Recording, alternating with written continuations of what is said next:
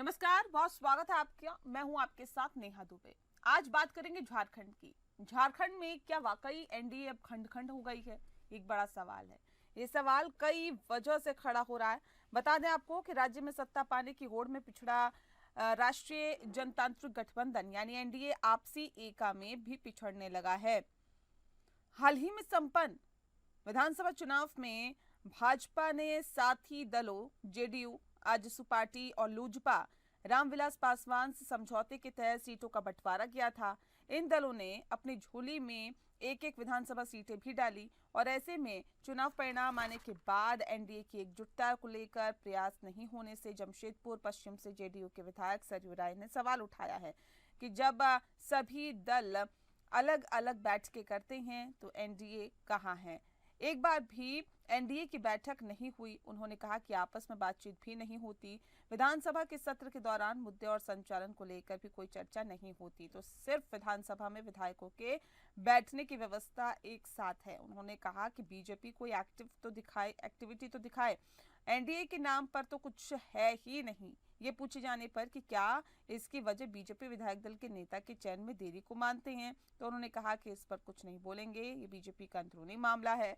विधानसभा के बजट सत्र के दौरान विपक्षी खेमे में बिखराव पर सत्ता पक्ष ने भी चुटकी ली है। राज्य सरकार के स्वास्थ्य मंत्री डॉक्टर इरफान अंसारी ने कहा है कि ऐसा लगता है कि विपक्ष मौन व्रत में चला गया है।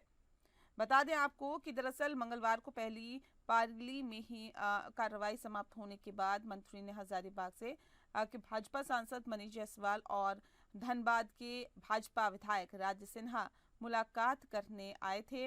इस दौरान मंत्री ने ताना कसते हुए कहा कि सांसद मनीष जायसवाल की कमी विधानसभा में खल रही है।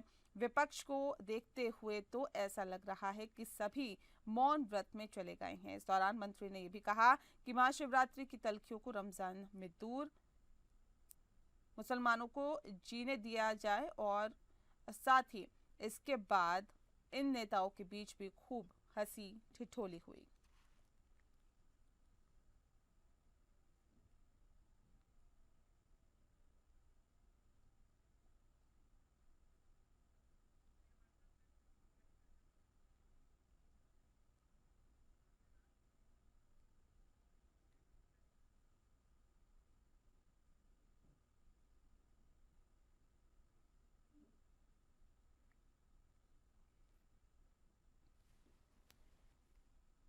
तो बता दें आपको कि जो फिलहाल अभी स्थितियां हैं उसमें राज्य में सत्ता पाने की होड़ में पिछड़ा राष्ट्रीय जनतांत्रिक गठबंधन यानी एनडीए आपसी एका में भी पिछड़ने लगा है और हाल ही में संपन्न विधानसभा चुनाव में भाजपा ने साथ ही जेडीयू, आजसू और लोजपा रामविलास के साथ समझौते के तहत सीटों का बंटवारा किया था। इन दलों ने अपनी झोली में एक एक विधानसभा सीटें भी डाली, लेकिन चुनाव परिणाम आने के बाद एनडीए की एकजुटता को लेकर भी अब प्रयास जो हैं वो नहीं होने से जमशेदपुर पश्चिम से जेडीयू विधायक सरयू राय ने सवाल उठाया है। जबकि सभी दल अलग अलग बैठकें करते हैं तो एनडीए आखिर है कहाँ? ये सवाल अब जेडीयू की तरफ से उठाया गया है। इस विषय पे तफसील से चर्चा करेंगे। खास मेहमान हमारे साथ मौजूद है, उनसे आपका परिचय करा देते हैं। इस वक्त हमारे साथ राफिया नाज जी प्रवक्ता हैं भारतीय जनता पार्टी की, बहुत स्वागत है आपका। हमारे साथ इस वक्त सागर कुमार जी जुड़ गए हैं, जेडीयू के प्रवक्ता है, आपका बहुत स्वागत है। और नीलम मिश्रा जी हमारे साथ जुड़ गए हैं जो कि प्रवक्ता है जेएमएम की, आपका भी बहुत बहुत स्वागत है। इस खास कार्यक्रम की शुरुआत सागर कुमार जी आपके साथ ही करते हैं।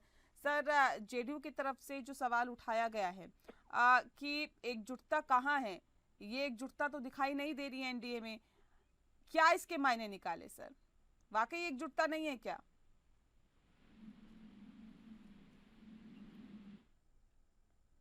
चलिए, आवाज वहां तक नहीं पहुंच पा रही, एक बार फिर से हम संपर्क साधने की उनसे कोशिश करते हैं। लेकिन इस बीच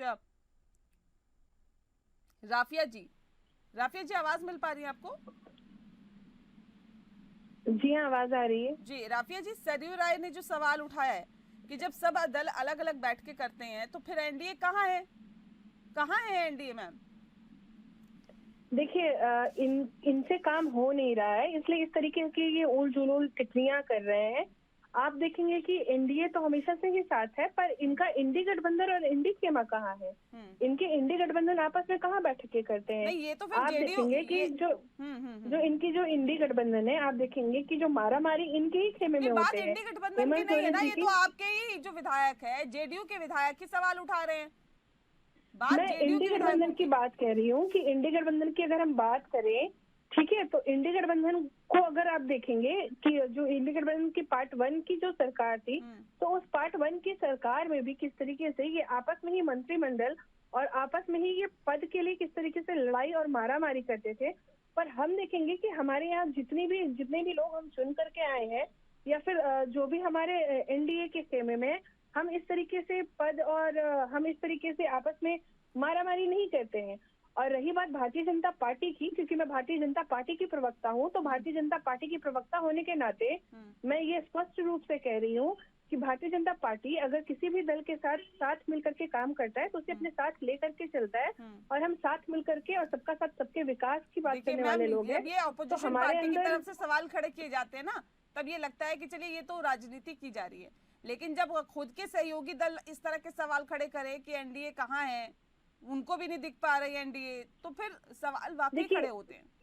इस चीज का जवाब मैं भारतीय जनता पार्टी को यहाँ रिप्रेजेंट कर रही हूँ, तो इस चीज का जवाब आप जिन्होंने कहा आप उनसे पूछेंगे तो वो ज्यादा बेहतर रहेगा। पर एनडीए में है ना, पार्टी को represent, Bharatiya Janata party NDA में है ना जी, तो मैं अपनी पार्टी के पक्ष को रखते हुए मैं यही कह रही हूँ कि भारतीय जनता पार्टी एनडीए के सभी दलों को साथ में लेकर के नहीं, आप पार्टी के पक्ष को रखिए मैम। गठबंधन का क्या होगा या क्या हुआ है? गठबंधन की बात भी तो मैं कह रही हूँ कि गठबंधन की बात भी तो मैं कह रही हूँ कि भारतीय जनता पार्टी सभी को साथ लेकर के चलता है। और ऐसा कहीं भी नहीं है कि भारतीय जनता पार्टी ने कभी भी किसी भी दल को लेकर के वो नहीं चले हो। आप देखेंगे कि चुनाव के समय में भी जितने भी हमारे मैनिफेस्टो लॉन्च हुए या फिर हमारी जितने भी प्रेस वार्ताएं हुई, सभी को संयुक्त रूप से, और हम लोगों ने सभी की प्रेस वार्ताएं साथ में की, चाहे वो किसी भी कार्यक्रम के से संबंधित प्रेस वार्ता हो या मैनिफेस्टो से संबंधित प्रेस वार्ता हो या फिर हमारे जो चुनाव से संबंधित जितने कार्य हो, सभी हम लोगों ने साथ किया। और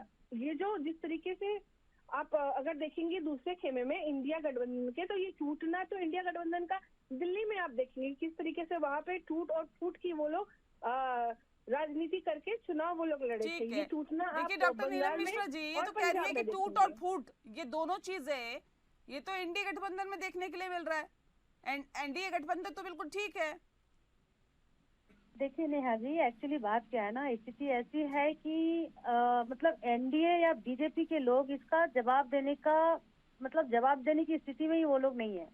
खासकर सरयू राय जी ने जो ये कहा कि एनडीए दिखता कहाँ है झारखंड में, ठीक है, वो तो झारखंड की बात कहे ना, तो यहाँ झारखंड का बात रखना चाहिए। पूरे नेशनल की बात यहाँ रखने की कोई जरूरत ही नहीं है। सरयू राय जी ने जो कहा वो गलत कहाँ है? एनडीए है कहाँ? आप बताइए ना। आज बजट सत्र चल रहा है, इतना इम्पोर्टेंट सेशन चल रहा है और इसमें नेता प्रतिपक्ष के लोग नहीं दे पा रहे हैं, तो आखिर एनडीए है कहाँ? तो अगर सरयू राय जी, अगर ये दूसरे दल के लोग बोलते, विपक्ष के लोग बोलते, इंडिया गठबंधन के लोग बोलते, तो इसमें सवाल हो सकता था खड़ा, लेकिन खुद उनके दल के लोग बोल रहे हैं, सरयू राय जी बोल रहे हैं कि एनडीए है कहाँ, और वो दिख रहा है। तो आप सोचिए कि जब उन्हीं के दल के, उन्हीं के गठबंधन में रहते हुए अगर सरयू राय जी इस तरह से बोल रहे हैं, तो आप समझ सकते हैं कि झारखंड में एनडीए की, भाजपा की क्या स्थिति बनी हुई है।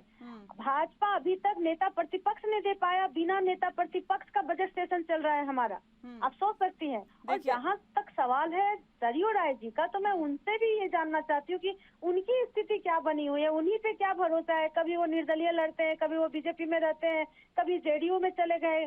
कौन कह सकता है कि वो आने वाले समय में इंडिया गठबंधन में नहीं शामिल हो जाएंगे? तो वो खुद बिन पेंदी के लोटे हैं। तो बात ये है ना कि भाई इनके दल में ऐसे ही लोग भरे हुए हैं। राफी जी, ये तो एक बड़ा सवाल खड़ा हो रहा है ना कि यहाँ पे तो नेता प्रतिपक्ष ही नहीं मिल पाया अभी तक। क्या स्थिति है, कैसे आगे लड़ा जाएगा? जी मैं इसका जवाब दे रही हूँ। आपको याद होगा कि केंद्र में भी जो इनकी सरकार कितने ये जब विपक्ष में है, तो आपको याद होगा कि ये भी नेता प्रतिपक्ष देने में जब इन्होंने कई लंबा अरसा बिताया, तो ऐसा तो नहीं था कि कार्य या फिर कोई भी काम भारतीय जनता पार्टी नहीं कर पाई। तो इनका सिर्फ एक्सक्यूजेज है। नेता प्रतिपक्ष की घोषणा जल्दी की जाएगी, इनके जो पेट में दर्द हो रहा है तो इनके पेट के दर्द को भी अच्छी तरीके से खत्म कर दिया जाएगा नेता प्रतिपक्ष के बारे में बता करके कि कौन हमारा नेता प्रतिपक्ष रहेगा। और ऐसा नहीं कि भारतीय जनता पार्टी ने नेता प्रतिपक्ष नहीं दिया, पिछले सरकार में भी हमारे नेता प्रतिपक्ष थे और इस सरकार में भी हमारे नेता प्रतिपक्ष की घोषणा जल्द ही हो जाएगी। पर इनको अपना इतिहास नहीं भूलना चाहिए कि इन्होंने किस तरीके से केंद्र में कई सालों तक नेता प्रतिपक्ष नहीं दिया था, तब भी भारतीय जनता पार्टी काम करके दिखा रही थी।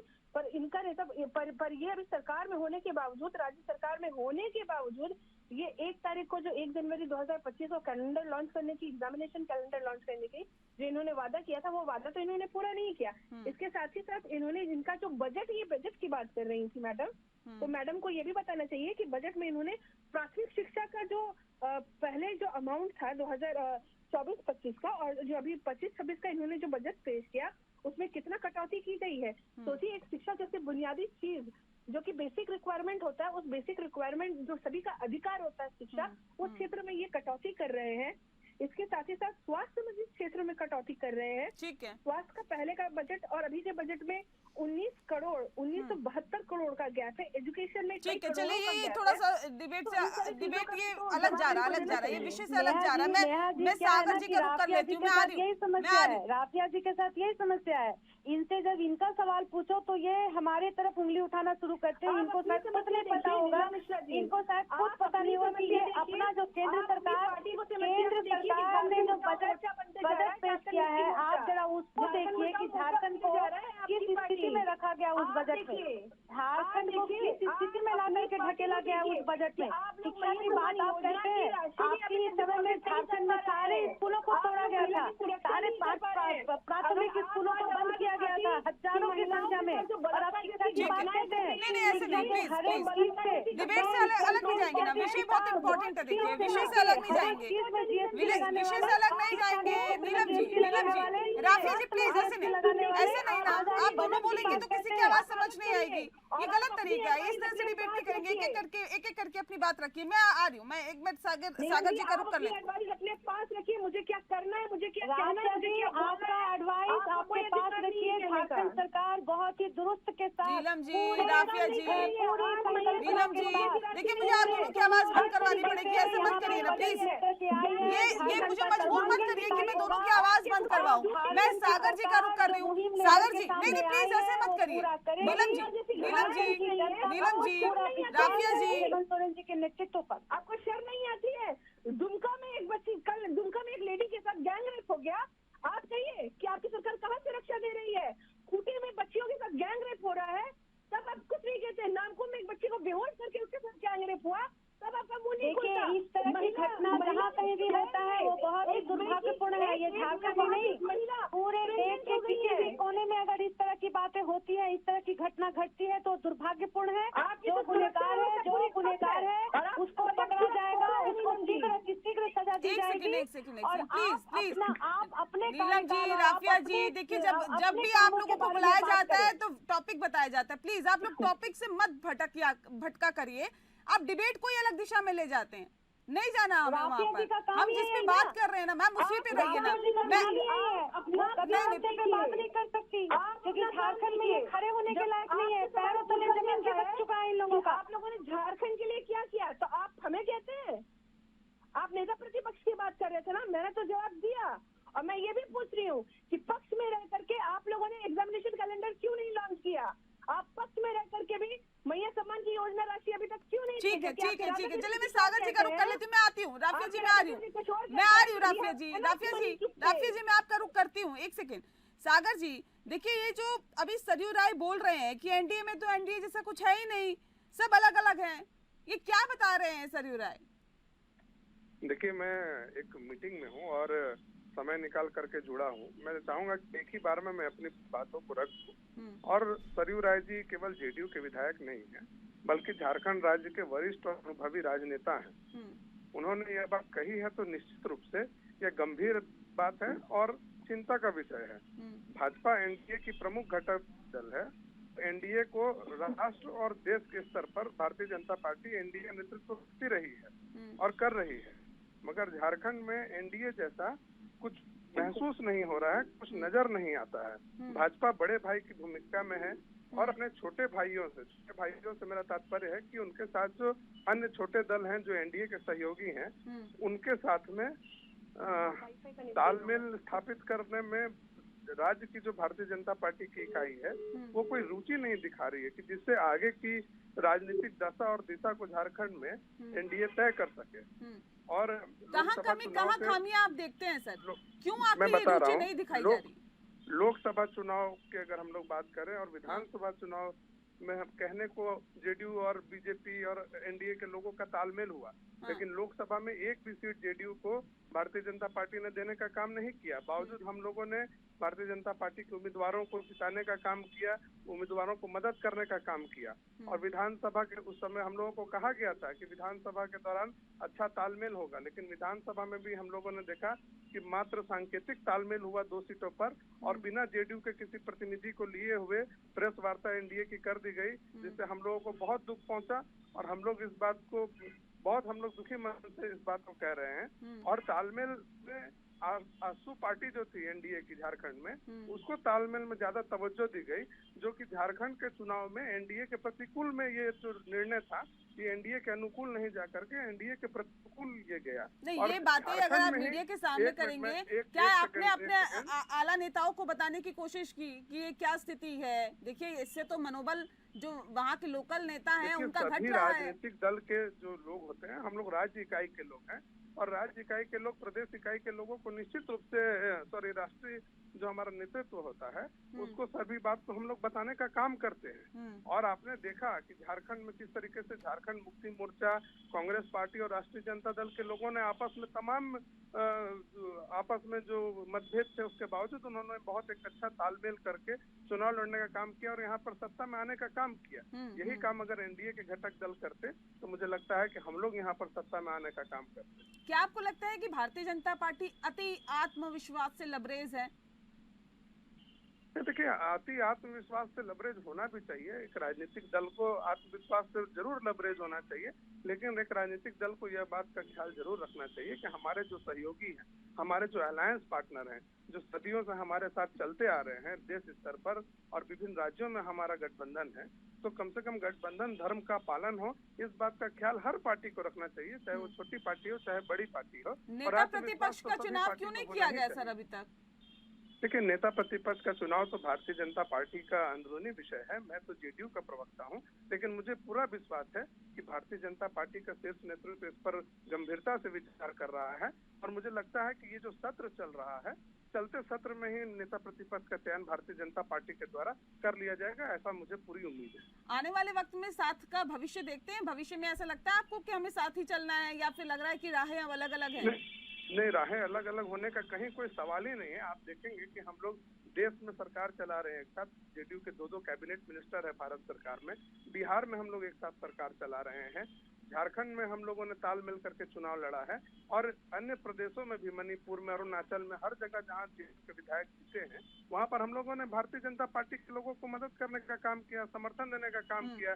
नागालैंड में भी भारतीय जनता पार्टी की सरकार थी, हमारे विधायक थे, वहाँ पर उनको मंत्री बनाने का काम किया गया था। हम लोग हर जगह भारतीय जनता पार्टी के साथ है, लेकिन मेरी चिंता केवल झारखंड राज्य के संबंध में है कि अलायंस हर जगह बहुत बेटर चल रहा है, लेकिन झारखंड में अलायंस का प्रारूप और स्वरूप कुछ समझ में नहीं आ पाता है। जो सरयू राय जी ने कहा कि यहाँ एनडीए जैसा कुछ महसूस नहीं हो पा रहा, एनडीए जैसा कुछ नजर नहीं आ रहा है, तो भारतीय जनता पार्टी की जो स्टेट इकाई है झारखंड, उसको इसमें रुचि लेनी होगी, क्योंकि भारतीय जनता पार्टी एनडीए की प्रमुख घटक दल है और बड़े भाई की भूमिका में अपने छोटे भाइयों को कैसे एक जगह बटोर करके, संजो करके साथ में चलना है, इसकी बड़ी और नैतिक जिम्मेदारी भारतीय जनता पार्टी की हम लोगों से कहीं अधिक बनती है। तो हम लोग चाहेंगे कि भारतीय जनता पार्टी इसमें रुचि दिखाए। अभी विधानसभा का सत्र चल रहा है, निश्चित रूप से एनडीए विधायक दलों की एक बैठक होनी चाहिए थी और आगे भी जो भारतीय जनता पार्टी के जो कार्यक्रम होता है, जो देश स्तर के जो नेता आते हैं, हर जगह हम लोग जो है मिलने का काम करते हैं, हर जगह जो है संगठन के स्तर पर भी हर जगह तालमेल होने का काम होते रहा है। तो जो पूर्व में होते रहा है उसको आगे भी करते रहना है, यही हम लोग का आग्रह है। जी, राफिया जी, आवाज मिल पा रही है आपको? चलिए, लगता है आवाज नहीं मिल पा रही है।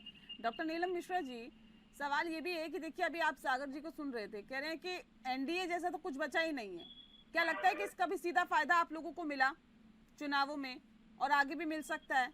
जब तालमेल ही अच्छा नहीं है तो फिर क्या और आगे ये कार्य करेंगे?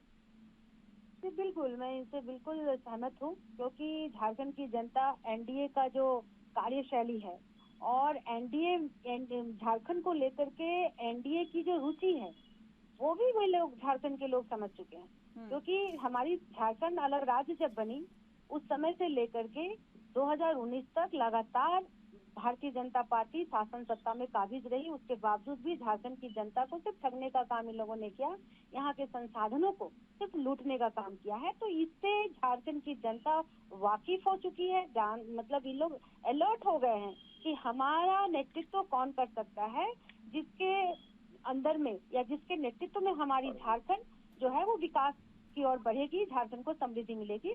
तो इसके लिए इन्होंने हेमंत सोरेन जी के नेतृत्व को पुनः स्वीकार करते हुए एक बहुमत की सरकार बनाने का काम किया है।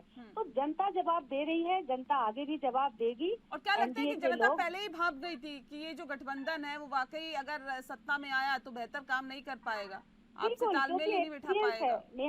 नेहा जी ये अनुभव है ना, ये एक्सपीरियंस है यहाँ की जनता।